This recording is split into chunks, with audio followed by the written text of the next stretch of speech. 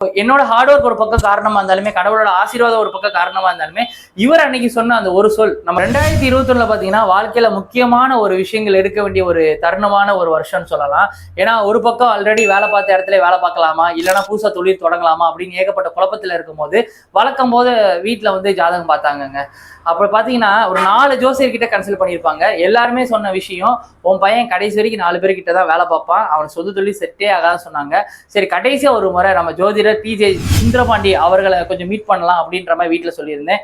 But இவங்க சொன்ன விஷயம் என்னன்னா, இவனுக்கு 4 பேர்கிட்ட வேலையே பார்க்க மாட்டான், இவனுக்கு சொந்த தொழில் தான் செட் ஆகும், அந்த தொழில தான் பெரிய வெற்றி அடைவான், இவன் பண்ற எல்லாமே தனித்து பண்ணாதான் வாழ்க்கையில வின் பண்ணுவான் அப்படின்ற விஷயத்த அவர் சொன்னனாலதான் இன்னைக்கு இந்த நிலைமையில நான் இருக்கேன்னே சொல்லலாம். சார், எனக்கு ரொம்ப நாளா ஒரு டவுட் சார். எனக்கு ஜாதகம் இருக்கு, என்னோட வாழ்க்கையை நீங்க இப்படிதான் இருக்குன்றத சொல்லிட்டீங்க. கண்டிப்பா.